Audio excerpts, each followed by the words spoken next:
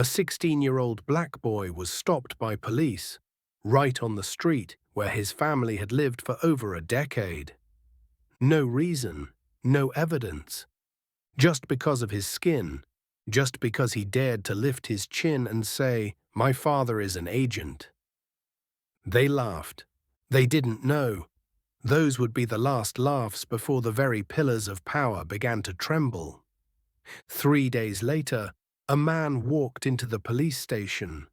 No shouting, no weapons, just a single card edged in red.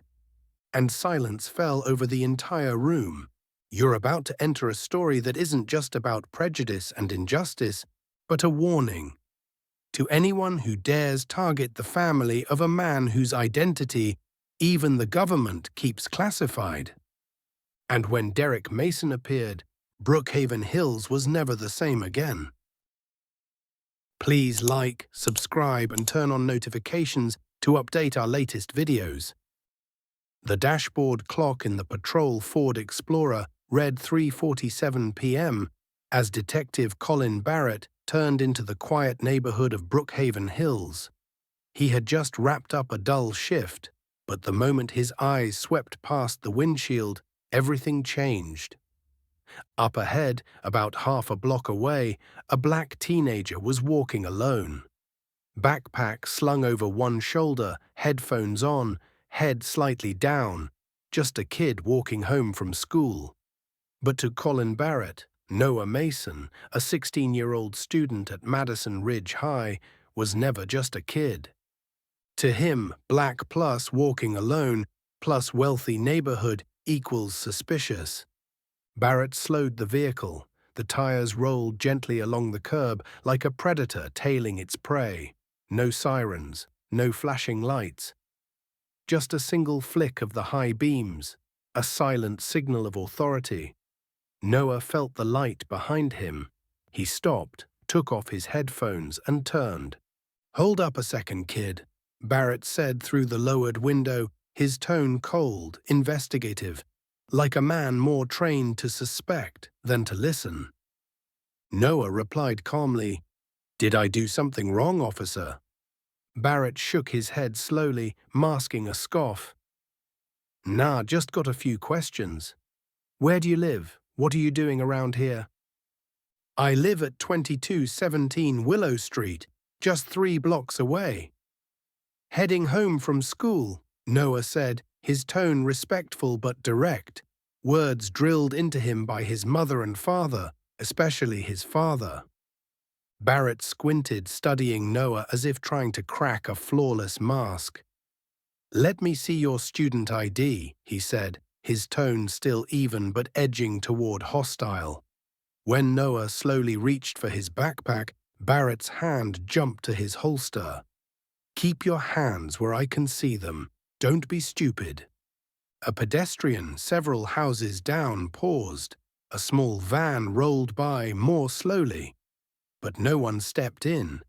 This was Brookhaven Hills, and here silence was often louder than justice.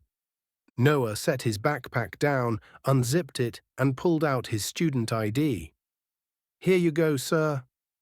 Barrett didn't look at it immediately. He kept his eyes on Noah for a few more seconds. "Name?" "Noah Mason." "Your parents?" "Celeste Mason, my mom. She works at the city hospital." "And your dad?" The question came with emphasis, not out of curiosity, but from a prejudice already formed in Barrett's mind. "He's away on assignment. Works for the government," Noah replied. Barrett let out a soft chuckle. "The government, huh? Sounds fancy. What's he do for the government?" Noah hesitated, then said, "He used to serve in special operations."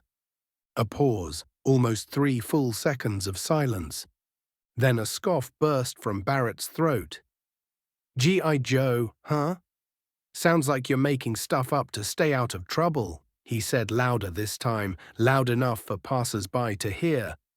Noah didn't respond. He just stared straight into Barrett's eyes, not defiantly, but with a calm and unnerving steadiness. It was a gaze that made Barrett, for a brief and uncomfortable second, squint as if shielding himself from something he couldn't explain. Barrett took half a step back, reasserting his posture, then waved dismissively. "Go on. But remember, next guy might not be as lenient as me." Noah gave a polite nod, slipped his headphones back on, and walked away. But he didn't turn on any music. The headphones were a shield. Inside, he was recording every detail. Back in the patrol car, Colin Barrett remained still. He watched that small figure disappear down a street lined with blazing golden maples. And for a fleeting moment, something shifted inside him. Not guilt, but the distinct unsettling feeling that he had just brushed up against a much bigger secret. Noah Mason's footsteps echoed steadily on the stone-paved sidewalk, blending with the rustling of early autumn wind. Golden maple leaves carpeted the path, but inside him something had quietly fractured. The backpack on his shoulders felt heavier than usual, not because of books, but from the invisible weight now pressing down on what once felt like a peaceful life. Less than 10 minutes ago, he had just walked away from an encounter with no explicit threat, yet more dangerous than any punch. A white police officer, a white neighborhood, and a black boy walking home. Noah didn't recount the full story to his mother that evening. Celeste Mason, a strong, composed, vigilant woman, immediately sensed the unusual silence when he stepped into the house. The modest home at 2217 Willow Street felt like a world apart, a haven of calm within a wealthy, guarded, and quietly prejudiced neighborhood. No one outside knew that within those walls lived a black family, guided by discipline like the military and the caution of people living in fog. At dinner, Celeste talked about an elderly patient who had just survived surgery. Noah nodded, eating quietly. Only after putting down his utensils did he speak. "Mom, I got stopped by the police today." Celeste looked up immediately. The calm in her brown eyes vanished. "What did you say?" Noah answered slowly, as if choosing his words with surgical precision. "A cop asked me where I lived, what I was doing here, then made me open my backpack." "Did you do anything wrong?" she asked, not accusatory, just protective instinct. "Number, I did everything you and Dad taught me. Stayed calm, didn't react, kept my hands visible." "Did he ask about your father?" "He did. I just said, Dad used to serve in special operations. I didn't say anything more." Celeste stayed silent for a long time. She placed her hands on the table, eyes staring into the distance, as if listening to some long-buried sound from memory. Finally, she spoke, her voice gentle but taut, like a drawn bowstring. "Do you remember what your father used to tell you?" Noah nodded. "Some skills are meant to be shown, some are meant to be hidden, until absolutely necessary." Celeste nodded, slowly pulled a chair closer, and sat beside her son. "Noah, this isn't just about you. This is about safety, yours, mine, your father's. What he's doing isn't something that should ever be casually mentioned on a public street in broad daylight." "I know, I couldn't stand it when he implied Dad abandoned me. Like I don't deserve to have a father." Celeste's voice softened. "You do deserve it. And you have a father, one who would cross the world to protect you. But people like Colin Barrett, they don't need the truth, they just need a reason." For a moment their eyes met, and in that silent exchange a vow was made. Unspoken yet indelible. If a storm came, they would not bow their heads. That night, while Noah sat upstairs doing his homework, Celeste stood alone in the kitchen. She reached into a drawer and pulled out an old phone. not the one she used daily. This one had no network, no contacts, only a few encrypted numbers. She typed a brief message, "He made contact, alert phase initiated." Then she deleted the message, removed the battery, and returned the device to its hiding place. In the quiet night of Brookhaven Hills, a storm had just begun to form, in complete silence. 3 days had passed since the first encounter. The air remained crisp, the trees in Brookhaven Hills still rustled in the autumn wind. But to Detective Colin Barrett, nothing felt the same. He couldn't shake the image of Noah Mason, the black teenager with that unnerving stare, silent on the sidewalk, not afraid, not angry, just a calm that made Barrett irrationally uneasy.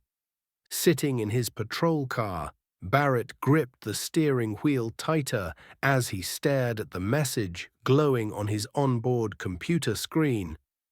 Derek Mason, access denied, restricted, level 5 clearance required. He had tried running a search on the boy's father, Derek Mason, whom Noah claimed had served in special operations. Barrett expected a quick rundown of outdated service records, maybe a deployment or two, something to prove to his superiors the kid was making it up. Instead, he hit a wall. No data, no photo, no service details. Just one cold, repeating line. Classified, Shadow Lance Unit, restricted access.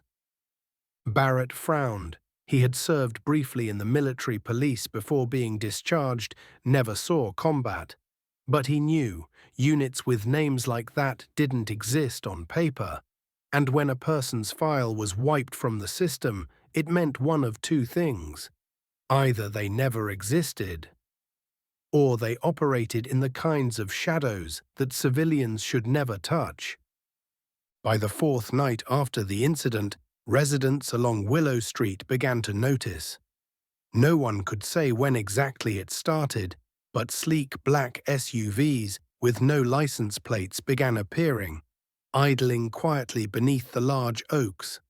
No one saw anyone get in or out, no revving engines. But like ghosts, the vehicles came and went each night.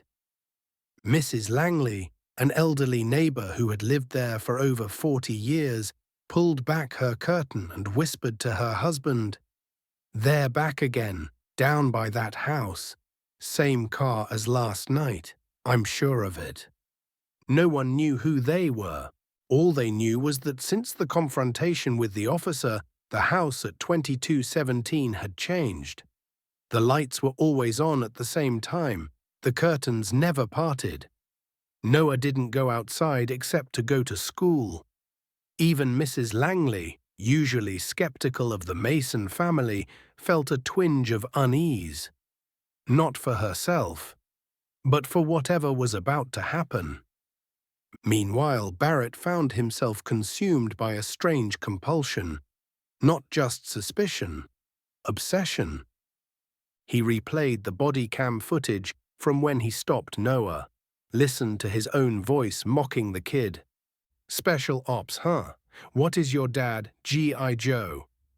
And then, Noah's silence, no retort, no defiance, just that look. Staring him down, without fear, without arrogance, just analyzing, evaluating a threat. Barrett slammed his hand down on his desk. No high school kid looks at a grown man like that, unless they've been trained. That night, in the dim light of his shabby bedroom, Barrett logged into an old military network he once accessed during his reserve days. After a few failed attempts at passwords and security questions, he got in. A personnel lookup tool appeared. Derek Mason. He typed slowly, heartbeat racing. Access restricted, red flag alert.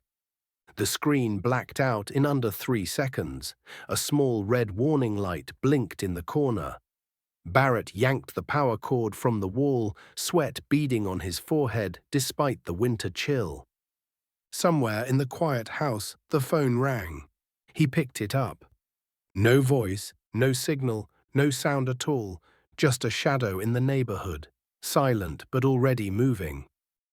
House 2217 on Willow Street, where the Mason family had lived for over a decade, looked no different from any other home in Brookhaven Hills.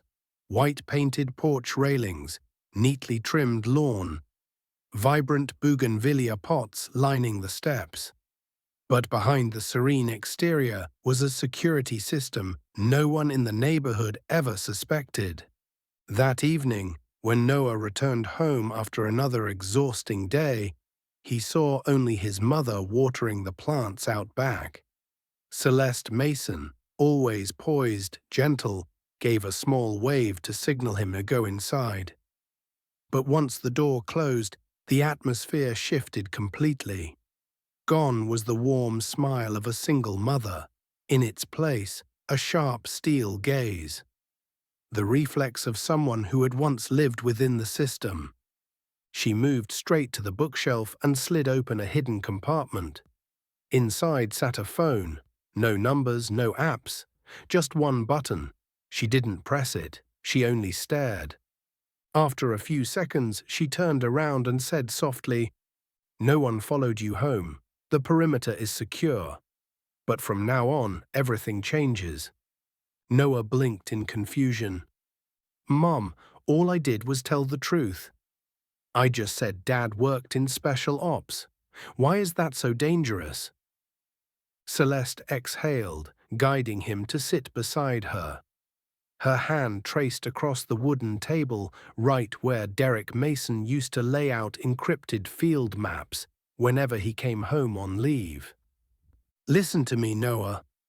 Your father wasn't just special ops, he was a ghost. Part of a unit the government doesn't even admit exists." Noah looked up. For the first time in his life, he saw fear in his mother's eyes. "We live here like normal people, for a reason. There are no photos of your father in this house. No one knows his real job. Every month he calls exactly at 10:13 p.m. Because that's the moment the national security grid shifts guards. These things aren't cold habits, Noah. They're shields. Every part of our life is designed to keep you out of the world your father walks through." Noah sat still, and then the memories came, threading themselves together. The birthday watch with a GPS chip that couldn't be removed, the martial arts lessons starting at age 6, the pretend games teaching him how to escape from a locked trunk. They weren't games. They were training. Celeste stood up and pulled the curtain closed. The house looked serene again, as if nothing had changed. But within the hearts of mother and son, a door had been opened. A door leading to a truth far larger than anything either of them had dared to face. Monday morning, the hallways of Madison Ridge High bustled as usual. But for Noah Mason, every glance felt heavier than before. Rumors had spread faster than wildfire. The kid from 2217 got stopped by the cops. Must have been suspicious. Then came the whispers. His dad's some kind of government agent, a super spy or something. Some students stole subtle glances at him. Others whispered outright behind his back. But as Noah walked past them, his stride remained calm, steady, mirroring the man no one had seen but everyone now talked about, Derek Mason. During break, as Noah was jotting down notes in his journal, Sienna Brooks suddenly sat down across from him. She slid a phone across the table and whispered, "I recorded the officer stopping you last Friday. It's clear, audio and video." Noah frowned. "Why were you recording?" Sienna lifted her head, her usually playful eyes now serious. "My dad always says, injustice doesn't need blood to be real. It just needs evidence. He's a civil rights attorney. He's handled a lot of cases like this." Noah said nothing. He never liked drawing attention. But the video Sienna had captured might be the very thing he'd need if things escalated. I haven't posted it, Sienna added, but I sent a copy to my dad. He says, we may need it sooner than later. Noah nodded slowly. In the storm of prejudice and scrutiny, Sienna's quiet act felt like a lifeline, a silent ally who didn't need applause. Later that afternoon, as he turned the corner behind the library on his way to the parking lot, Noah stopped in his tracks. Scrawled in chalk on the white wall was a crude phrase, G.I. Joe Jr. Beneath it, someone had drawn a smiley face, crossed out with a red X. Noah stared at it for a few seconds. He didn't get angry. He didn't wipe it off. He simply reached into his pocket, pulled out his phone, snapped a photo, and walked away. Because in his mind, his father's words rang clear. Sometimes you don't need to react. Just remember who's really watching you and who's really standing with you. Lunch at Madison Ridge High was usually filled with noise and laughter, but today the air around Noah Mason's table felt stripped of oxygen. He sat alone, his lunch untouched. The glances thrown his way weren't just curiosity anymore.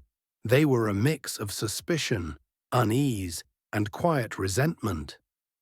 Landon Myers, a senior known for his arrogance and for being the son of a prominent local real estate broker, swaggered over with two friends in tow. He leaned back theatrically, like he was performing for an audience. "Hey, Mason, word is your dad's some kind of special ops guy. Real cool. What, he plant a mic on you to spy on the school?" The group snickered, but Noah kept eating, eyes fixed on his tray. Landon wasn't finished. "Or maybe your dad's just a supermarket security guard, and you puffed it up to sound badass." This time, Noah looked up. His gaze was quiet but sharp as a blade. No anger, no fear. Just a stillness that made all three boys hesitate for a beat. Noah spoke, voice level. "Does your dad usually talk about other people's families at the lunch table? Sounds unsanitary." Landon faltered. A flicker of red rose in his face. He shot back, "Guys like you always act so noble, but everyone knows your type. Never had a dad stick around more than a week." Just then, Sienna Brooks slammed her tray down opposite Noah, her eyes cold as steel. "And your type has a dad home every night to teach you how to be a racist, right, Landon?" A dead silence fell. Landon backed off, muttering a curse under his breath, retreating to his table. His friends didn't laugh this time. Sienna turned to Noah. "You okay?" Noah shrugged. But deep inside, things had crystallized. It wasn't just Barrett anymore. It was an entire web of whispers, stares, assumptions, slowly closing in on his family. After school, as he walked to the parking lot, Noah overheard hushed voices behind him. "That Mason kid. His dad's probably an assassin or spy or something. Bet he disappears one day, no trace." Noah tightened his grip on his backpack straps. He didn't respond. He didn't look back. Because he knew the darkest threat doesn't always come from those who shout. It comes from the eyes that never speak at all. Detective Colin Barrett couldn't sleep. Not from guilt. His conscience had long eroded under layers of power and prejudice, but because of one image that haunted him. A black teenager with eyes far too steady, far too calm for a 16-year-old. Noah Mason. No ordinary teen should carry the gaze of someone who's survived deserts filled with gunfire. That wasn't adolescent defiance. That was something else. Something trained. So Barrett started digging. First, he accessed the internal records database. Celeste Mason, Noah's mother, showed nothing alarming. Hospital administrator, steady income, clean taxes. He dug deeper. Property records linked to the home at 2217 Willow Street were under both husband and wife's names. But the husband, empty, no social security number on file, no domestic employment history, no hospital, no school affiliations, not even social media. Derek Mason existed only on the margins, like a shadow drawn in pencil and deliberately smudged. Barrett typed the name into the military background check system. Two-step verification required. He bypassed it using a borrowed login from an old colleague in records. Illegal but functional. Access denied. Classified authorization required. Barrett squinted at the screen. Classified, he muttered. He pressed deeper, using a federal-level clearance tool designed for tracing fugitives. It yielded only a handful of lines. Derek Mason, status, active. Branch, undisclosed. Special Operations Division. Access restricted. Security level, Shadow 4. Barrett leaned back in his chair. He knew then he had just touched something far bigger than he anticipated. But instead of backing off, he felt exhilarated. He called a few old numbers, people he'd trained with before being discharged from the military for emotional instability. One of them owed him a favor. A few days later, he got his hands on satellite asset reports, data showing unmarked black SUVs circling Willow Street shortly after his encounter with Noah. No registration, no plates, and worse, they moved like professionals. Barrett whispered to himself, that kid's father isn't just military, he's a ghost. And ghosts don't live in quiet suburbs, unless they're hiding something. That evening, he knocked on the door of Mrs. Langley, the elderly neighbor next to the Masons. I'm just checking on things around the neighborhood, Barrett said with forced warmth. You know the Masons well. Mrs. Langley, 73, widowed, nodded. Celeste is lovely. Noah's respectful, always helps me with groceries. Mr. Mason, though, rarely see him. What does he do? All she ever said was special assignment. Sometimes he's gone for weeks. Ever see him in uniform? Never, she whispered. But once, I did see him come home around 3 a.m.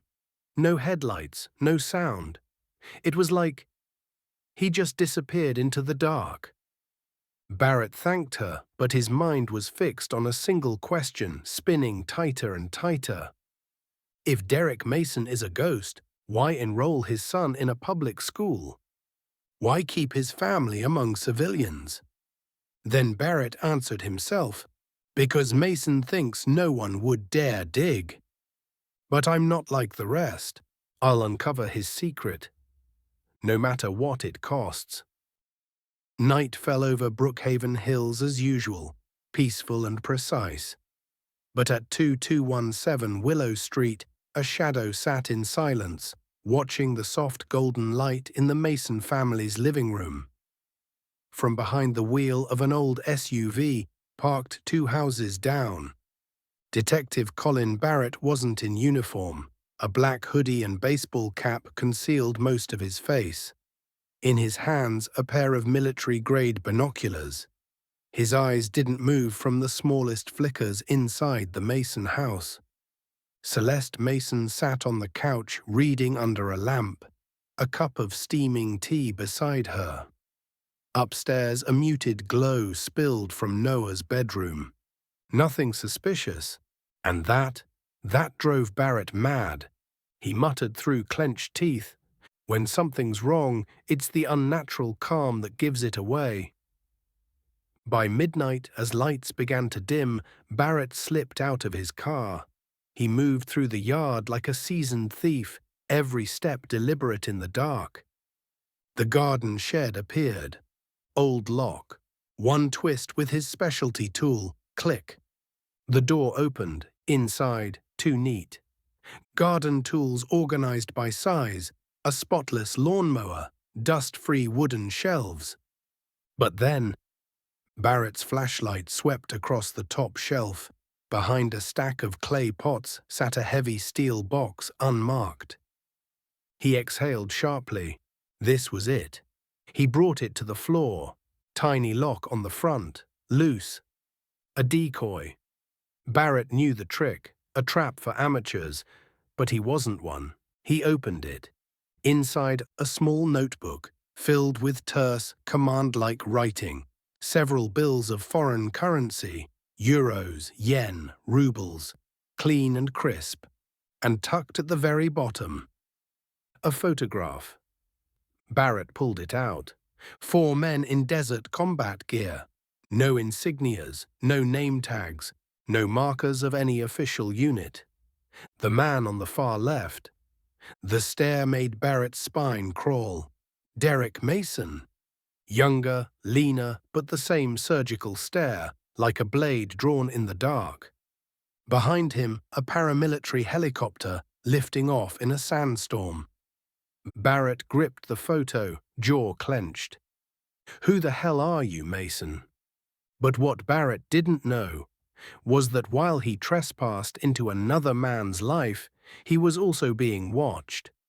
3 houses down, a man sat in shadow, eyes fixed on a grayscale monitor showing Barrett inside the shed, caught by a hidden camera mounted on the edge of the Mason fence. He held a phone. No caller ID. He typed a single line. Target engaged. Unauthorized access confirmed. Continue passive surveillance.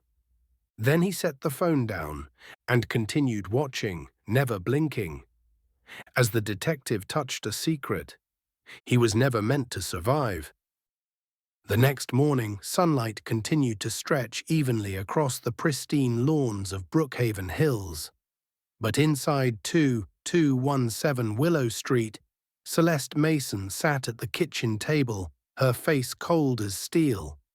Next to her was a small laptop, its screen replaying the security footage from the backyard shed the night before. Clear, unmistakable. Detective Colin Barrett, out of uniform, without a warrant, was picking the lock and rummaging through what belonged to her family. Celeste stood up, taking with her a USB drive containing a copy of the footage. She changed into her usual professional work outfit, neat and crisp. But her eyes no longer carried the warmth of a hospital administrator. They were now the eyes of a warrior's wife. At the Brookhaven police station, Captain Henry Malone was reviewing case files when Celeste entered. A duty officer attempted to stop her, but she simply raised a hand. "Get Captain Malone. I'm not leaving until he watches this." The meeting room was quickly cleared. When Malone opened the video on the computer, his face darkened. "Is that Colin Barrett?" "No need to confirm," Celeste replied. "I'm here to file a formal complaint. Unlawful entry, citizen surveillance, abuse of authority." Malone nodded slowly, but as Celeste continued, her voice dropped with pointed warning. "And if necessary, I can take this footage to the district attorney's office. Or the media." He looked up. "Ms. Mason, I understand your anger. I'll handle this, but—" He glanced around, then lowered his voice. "Your family. Derek Mason, right? I've heard that name. Somewhere." Celeste paused, then replied calmly, "Then you understand why I don't want the press involved. I just want this handled internally, swiftly and thoroughly, before things spiral out of control." Meanwhile, at Madison Ridge High, Noah sat alone in the library. Beside him was Sienna Brooks, who had just finished a brief phone call with her father, Eric Brooks, a well-known civil rights attorney. "My dad said, what Barrett did last night could become a criminal case. We don't need to take further steps. Just stay calm." Noah nodded. But he knew what Barrett had crossed wasn't just a boundary of privacy. He had crossed the family's final threshold. And that meant his father would act. That evening, when Celeste returned home, Derek Mason was already seated in his study. On the desk lay printed images from the security camera, several handwritten notes in code, and a familiar red ID badge placed face down. He opened the steel box. "I know, but he didn't take anything." Derek nodded. "I left the lock loose on purpose. Wanted to see if he'd try. Now I know. I've filed the formal complaint. Malone seems to understand." Derek looked up at his wife. "We can't let this go any further, but we also can't keep staying silent. If he pushes again, I won't just be on defense." Celeste nodded slightly. Under the lamplight, their shadows stretched long across the floor, like two warriors in peacetime, quietly preparing their weapons while preserving their dignity.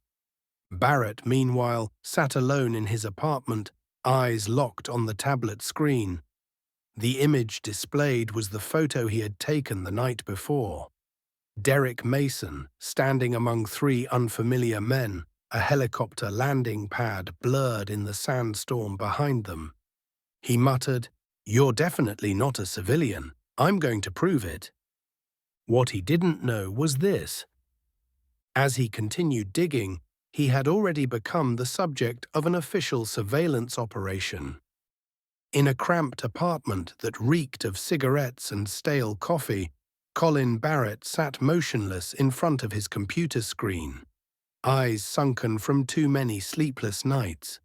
He had been suspended after Celeste Mason filed a formal complaint. But to him, this wasn't an end. It was the beginning of a war he believed he had to win. He called Deputy Sean Keller, a fellow trainee from his reserve police days. "You once said you still had access to the old Fort Gallagher systems, right?" "Barrett, you're suspended. What are you trying to drag me into?" "Just need a name checked. Derek Mason, no questions asked." Silence, then a sigh. One time only. 3 hours later, a data file appeared on Barrett's screen. Derek Mason, Doe B, September 3rd, 1979. Service Branch, U.S. Special Operations Command. Status, active. Clearance level, Tier 4. Operation assignment, redacted. Command, Shadow Lance Unit. Barrett froze.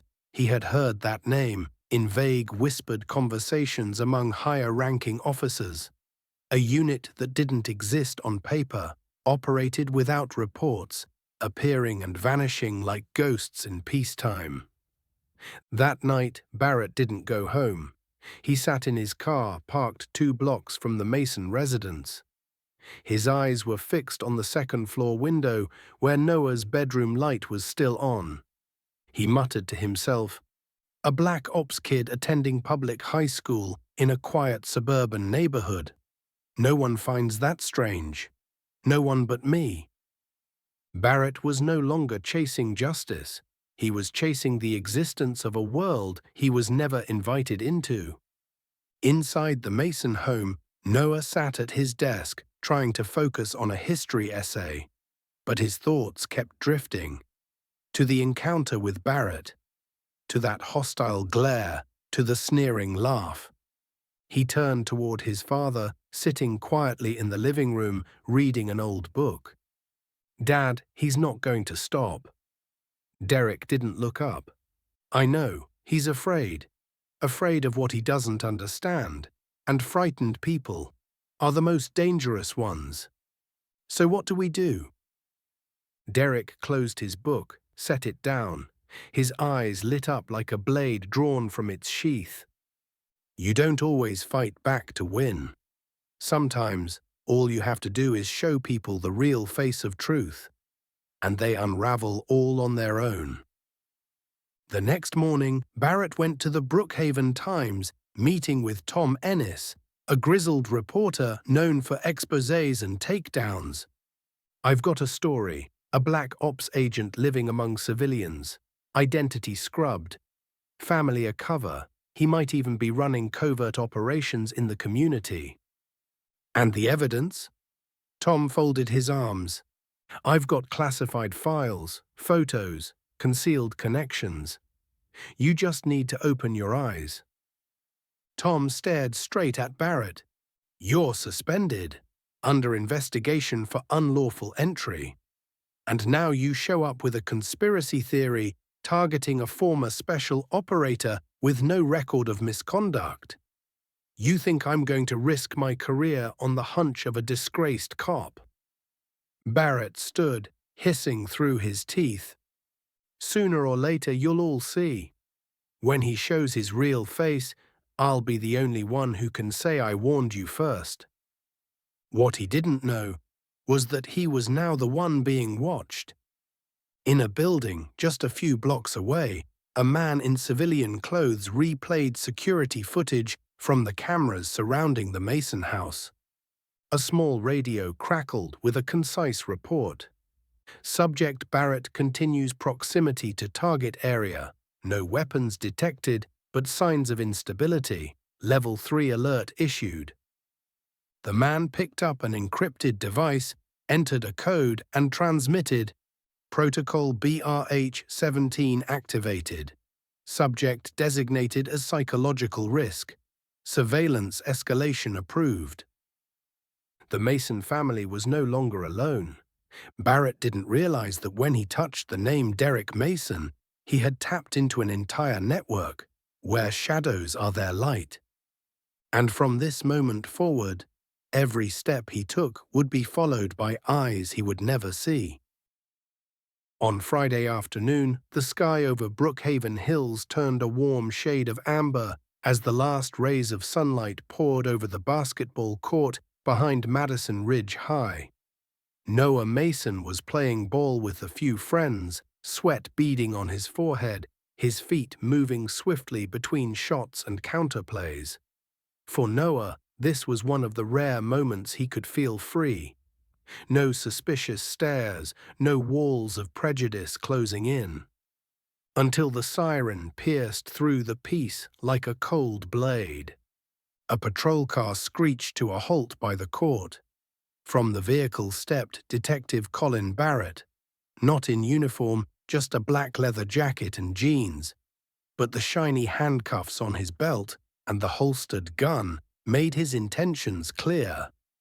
Beside him stood Deputy Sean Keller, his expression uncertain, a stark contrast to Barrett's rigid resolve.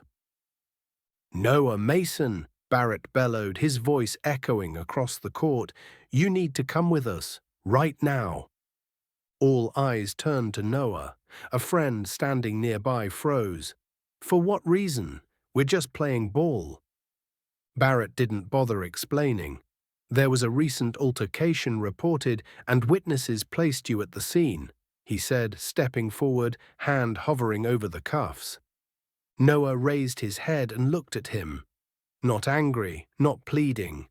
Just a cold calm, as if he had seen this coming. "I don't know who accused me, but I'm not going anywhere until I understand the reason," Noah replied flatly. Barrett took another step. "Don't make this harder than it needs to be. Turn around, hands behind your back." The air thickened. Some students pulled out their phones. Among them was Sienna Brooks, standing at the edge of the court, face pale, but her hand steady as her phone live-streamed the entire scene on her private channel. Deputy Keller glanced at her, then back at Noah, visible conflict written all over his face. But Barrett didn't hesitate. "Detention order. I'll explain later." Knowing resistance would only escalate things, Noah slowly turned and placed his hands behind his back. The cold metal of the cuffs clamped down on his wrists. No one spoke, but the looks on his friends' faces screamed injustice. As Barrett led Noah away, every step echoed on the concrete like a drumbeat of warning to the community. Noah didn't resist, but his glance back at Sienna said it all. "Don't let them erase the truth." And Sienna, still recording, gave the faintest nod. She understood. This was only the beginning. At the Brookhaven Hills Police Department, the air, already tense, felt suffocated by an invisible pressure. Noah Mason was placed in a bare holding room, not formally charged, without a lawyer present. Detective Colin Barrett leaned casually against a hallway wall like he'd just completed a silent victory. But to the teenager cuffed before turning 17, this victory was a blatant stain of abuse of power. Nearly an hour later, the front glass doors of the station swung open. A woman entered with the stride of fury, Celeste Mason. The usual calmness in her demeanor had vanished. Today she was not the composed hospital administrator. She was a mother whose son had just been violated and humiliated in the name of justice. "Where is my son?" Celeste said, voice loud and unapologetic. "And why is an officer currently under investigation for trespassing on my property allowed to detain him?" The front desk officer barely had time to respond when another door opened with a sharp click. Every head in the room turned. The man who entered didn't speak. He didn't wear a name tag, no uniform, just jeans, a plain grey t-shirt, a posture like iron, and eyes cold enough to silence an entire room. Derek Mason. A few younger officers who had never seen him before suddenly felt the room tighten, as though they stood before a general whose name had never made it onto the books. A man who stepped from the shadows with the bearing of a soldier who had never truly left the battlefield. Celeste turned and saw her husband. She gave a small nod. No words needed. They understood each other. Derek walked straight to the reception counter without raising his voice. From his wallet, he pulled a special military ID marked with a red border and encrypted codes, the kind issued only to those serving in high-level strategic units. The desk officer, previously indifferent, now trembled slightly as he took the card. I'll call Captain Malone immediately." Less than a minute later, Captain Henry Malone entered the room with a stiff expression.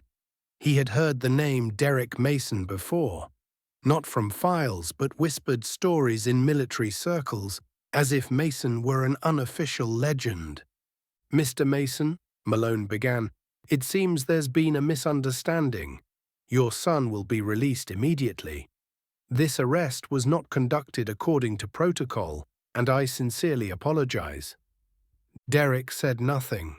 He simply handed over a thick envelope. Inside was a formal request to back up all records, reports, and evidence related to any and all interactions between his family and the Brookhaven police over the past month. Malone took it. His eyes now held the weight of caution. "And Barrett?" Celeste asked, her voice sharp as a blade. "We'll act immediately. He's currently under investigation and will no longer have access to any member of your family," Malone replied. The door to the holding room opened. Noah stepped out, the faint red imprint of the cuffs still visible on his wrists. He froze for just a second when he saw his father, and then his eyes lit up, not with surprise, but with relief. Derek said nothing. He placed a hand on his son's shoulder. That was enough. That one gesture made Noah's world steady again. The Mason family walked out of the police station like a coordinated unit. No heads bowed, no fear in their steps. Only those left behind, the officers, the civilians, watched in silence. No weapons, no threats, just the presence of a father. And a man who once walked through shadows, now carrying the fire of justice into the light. Detective Colin Barrett was suspended immediately following the wrongful arrest incident at the basketball court of Madison Ridge High, but he refused to accept the end. In Barrett's mind, everything was just beginning. He had been humiliated, before students, before the community, And most of all, in front of him, Derek Mason, a man Barrett believed was hiding something far more dangerous than anyone could imagine.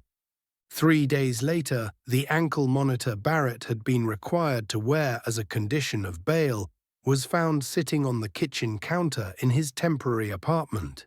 His phone was off, his personal vehicle gone, and Barrett himself had vanished without a trace. At the Mason residence, Celeste was preparing lunch when Noah received a text from an unknown number displaying the name Sienna Brooks. "Meet me at Willow Glen Trail. Urgent. Don't tell anyone. Trust me." Noah immediately felt something was off. Sienna never messaged like that, especially not with "don't tell anyone." He quietly handed the phone to his father. Derek read the message once. He didn't speak. Instead, he reached for a separate phone, a military-grade device with no social apps, only encrypted communication protocols. He sent a signal to a special contact group, then said calmly, "It's not the girl, could be Barrett, he's back." He looked at Noah. "Wear the tracking watch. Don't leave your mother. Don't leave the house." Then he headed down into the basement, a space no one in the neighborhood even knew existed. A hidden tactical command center concealed behind a paneled wooden wall. The surveillance system roared to life. Less than 20 minutes later, a sharp alert, ping, rang out from the system. One of the rear cameras was obscured by a cloud of white smoke. Derek stood instantly. "Smoke grenade." He grabbed his sidearm and shouted, "Down! Noah, Celeste, out the back door." But everything happened too fast. A heavy crash echoed from the side of the house. A shadowy figure in black, masked, gloved, forced his way in through the side entrance. The barrel of his handgun pointed straight at Noah. "Don't move, not a step." The voice, though altered by the mask, was unmistakable. Colin Barrett. He lunged, grabbing Noah, locking the boy's arm against his neck like a hostage chokehold. His eyes were bloodshot, rage, obsession with justice, and deep fear of the man he knew he'd never be able to outmatch. Derek Mason. "Back off, Mason," he screamed. "You've hidden too much. I'm taking your son. We're going to have a real conversation. No privileges, no ranks, no red badge, just the truth." Celeste froze in shock. Derek extended both hands forward, his voice chillingly steady. "Barrett, you're standing at the final line. Cross it, and you won't be able to come back." "Shut up," Barrett hissed, dragging Noah backward toward the rear door. "This time, I'm the one in control." Then he vanished, taking the hostage with him, leaving behind a house filled with smoke, flashing red security lights, and a haunting silence before the coming storm. Derek turned to Celeste, his voice like drawn steel. "Alpha Protocol, activate." She didn't ask, she only nodded. She knew the door to ordinary life had just closed. The sky over Brookhaven Hills was blanketed with grey clouds, signaling an approaching storm. But no one in the neighborhood suspected the real storm was unfolding just a few miles away, inside an abandoned warehouse in the old industrial zone. Noah Mason was tied tightly to a metal chair, wrists swollen from the plastic zip ties. In front of him stood Colin Barrett, face etched with mania. His eyes were sunken, gun clenched in hand, and sweat drenched his face, despite the warehouse temperature being barely above 10 degrees Celsius. "Who is your father?" Barrett screamed. "CIA? NSA? Or some other damn ghost unit? People like him don't just show up in a rich neighborhood and play house." Noah didn't speak. He remembered his father's words. "When cornered, don't strike first. Observe. Every detail could be your lifeline." He'd already counted 3 cameras, one brought by Barrett and set up on a tripod. clearly meant to record a confession. The warehouse had 2 exits, but one was chained from the inside. Outside, he could hear a faint metal rattle. Wind or someone. A few blocks away, in a makeshift underground room, Derek Mason was monitoring the signal from his son's wristwatch. He had pinpointed Noah's location, exact coordinates displayed on the digital map. But he didn't call the Brookhaven police. He didn't call the FBI. No helicopters. He simply spoke into an encrypted radio. "Target confirmed. I'm going in alone." The person on the other end replied, "We're tracking. If the signal drops for more than 90 seconds, we intervene." Derek quietly zipped up his tactical jacket, holstered his sidearm, not to use it, but as a precaution. His mission wasn't to kill, it was to end the threat. Inside the warehouse, Barrett was unraveling. He circled Noah like a caged beast. "You know how many people your father's killed? You think he's a hero? Wrong. He's good at one thing, disappearing. But not this time." Noah locked eyes with him. "You're afraid of him." Barrett froze. The sentence, simple but razor-sharp, made him lunge forward, raising the gun. "Don't test me." The back metal door creaked open. No sound, no figure. But Barrett turned instinctively. No need to yell.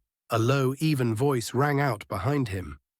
Derek Mason stepped from the shadows. No uniform, no body armor. Just a father, wearing the same calm, unshakable gaze his son had 30 minutes earlier. Silent, but not to be underestimated.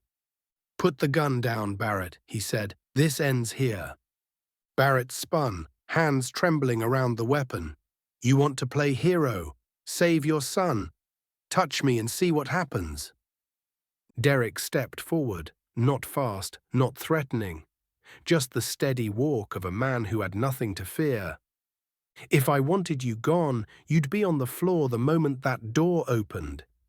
But I didn't come to kill." Barrett screamed and aimed at Noah. "One more step and I'll—" Clang, the sound of metal hitting the cold concrete. Derek had closed the distance in a blink. One precise strike to Barrett's wrist sent the weapon flying. No blood, no gunfire, just skill and overwhelming superiority. Barrett lunged with bare fists, but Derek sidestepped, locked his arms in 2 fluid moves, and forced him to his knees. "No one dies today," Derek whispered, almost like forgiveness. At that moment, the front doors burst open. A federal tactical team flooded in. One agent stepped forward, giving Derek a short salute. "We've been watching the entire time. Everything's recorded. Your actions were within protocol. We'll take it from here." Derek nodded. "The boy goes home first. That father has done enough wrong." He stepped forward and cut Noah's restraints. The boy looked up, eyes glistening, not with fear, but with the knowledge that his father hadn't wasted a single second coming for him. "I'm okay," Noah said. "I know," Derek said, squeezing his son's shoulder. Then he turned, never once looking back at Barrett, now collapsed on the floor in cuffs, mumbling nonsense. Outside the warehouse, reporters, police cars, and citizens had gathered. As father and son emerged, camera flashes lit up like fireworks. But Noah did not lower his head. He was no longer just a teenager under suspicion. He was a survivor, and the one who had preserved honor in the eye of the storm. 3 weeks after that fateful night in the abandoned warehouse, the Brookhaven Hills Community Center was packed. Residents filled every seat, spilling into the hallways. The air was so still, it felt like the entire town was holding its breath, waiting for something far beyond a regular town meeting. Derek Mason stepped onto the podium. No uniform, no medals. just a simple blue shirt and a steady gaze. But the moment he appeared, the room shifted.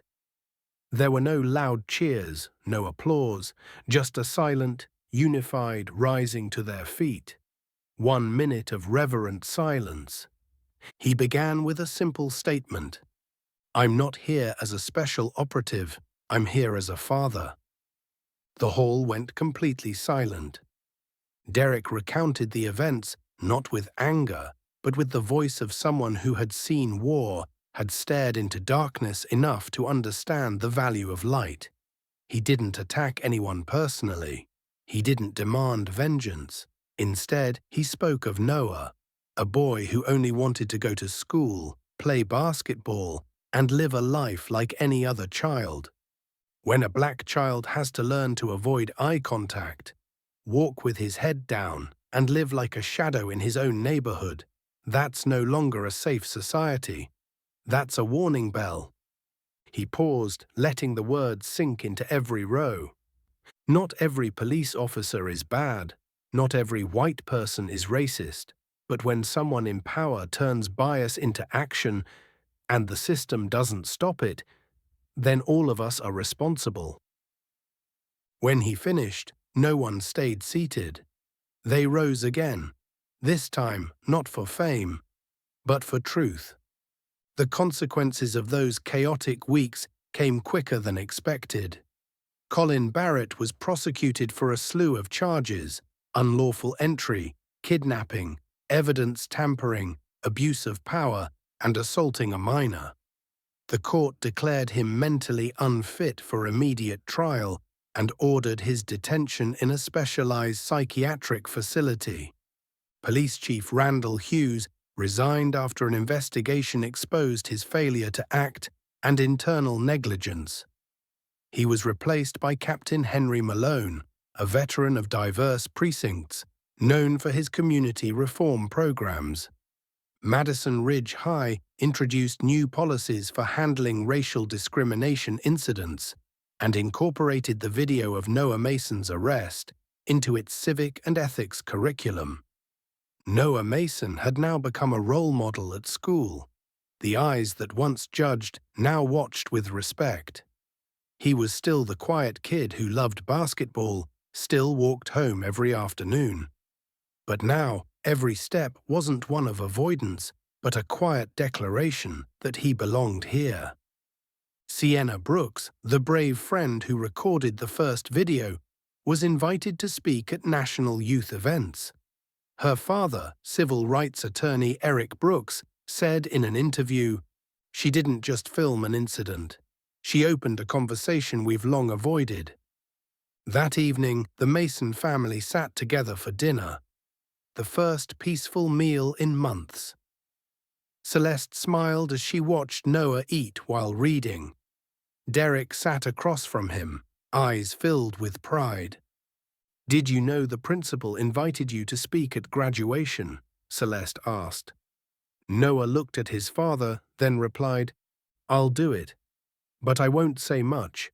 I just want to say, I don't need to shout to be heard. I just need to stand firm, like you." Derek took his son's hand. "Stand firm, and never let anyone else define who you are." Outside, the night had fallen, but inside their small home, the light never went out. Not everyone in uniform stands for justice. Not everyone who stays silent is weak. And not everyone who walks in the shadows lacks light in their heart. Noah Mason didn't throw a punch. He didn't scream. He didn't seek revenge. He just stood his ground. And that quiet strength was enough to make an entire system shift. As for Detective Colin Barrett, he didn't lose because he was defeated.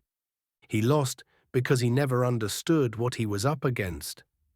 A family with no public power, but dignity forged in steel. If this story made you pause and think, don't forget to like, subscribe, and share to help spread the light. And leave us a comment. If it were you, would you stay silent or stand up? We'll see you in the next story. where truth doesn't have to shout to be heard.